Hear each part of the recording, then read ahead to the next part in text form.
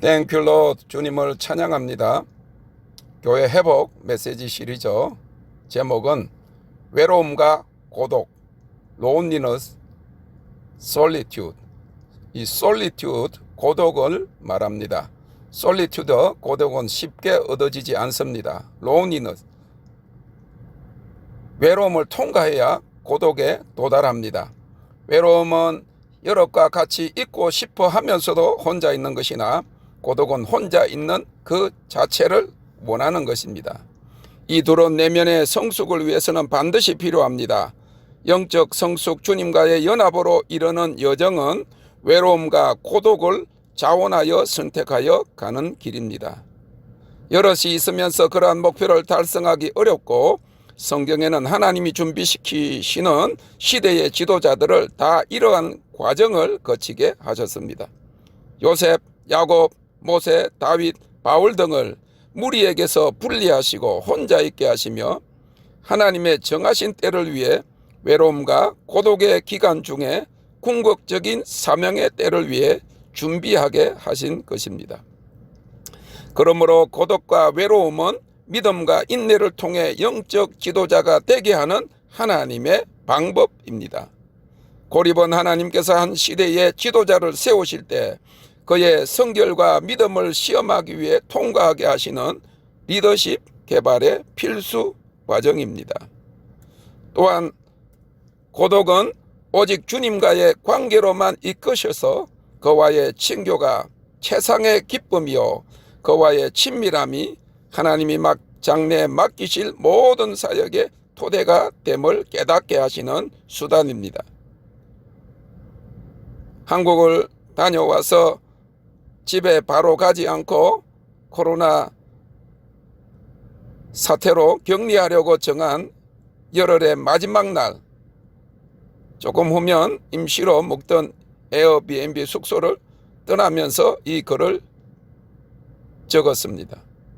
한국에서 2주 합하면 모두 24일째 혼자서 격리되어 혼자서 밥을 먹고 있습니다. 밖에도 나가지 못하고 한 달도 되지 않지만 가장 오래 혼자 누구와도 만남 없이 있어 본 긴 시간입니다.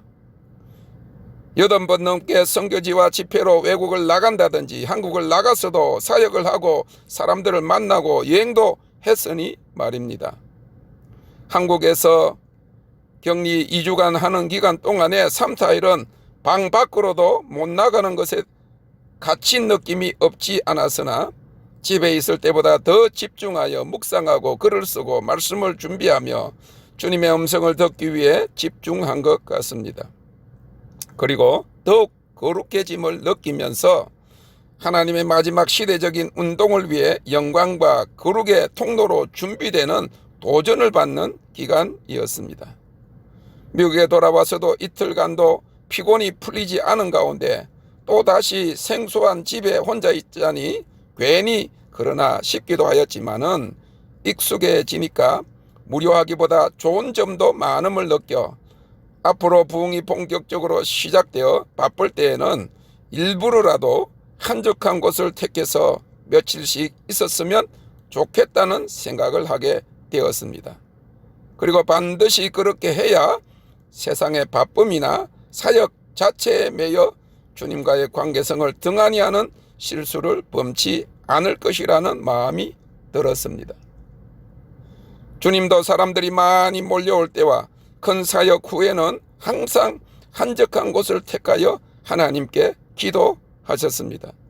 마가복음 1장 35절에 새벽 오히려 미명에 예수께서 일어나 나가 한적한 곳으로 가사 거기서 기도하시더니 물고기 2마리와 떡 5개로 5,000명을 먹이신 표적을 보고 사람들이 그를 하나님이 세상에 보내신 선지자라고 하자 혼자 산으로 가셨습니다.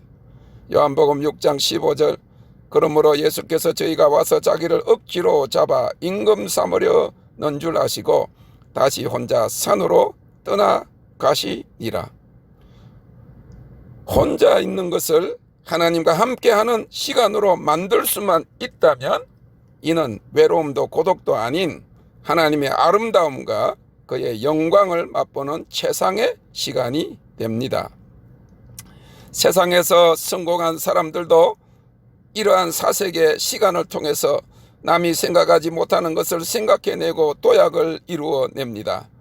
사업가들이 머리를 식힌다고 아이디어를 얻기 위해 한적한 시간을 가지며 시인과 소설가와 미술가와 작곡가 등의 예술가들과 발명가들은 혼자 있음의 시간을 통해서 새로운 것을 창작해내는 것입니다. 그들에게 있어서 고독은 외로움이 아니라 오히려 가장 최상의 시간일 수도 있습니다.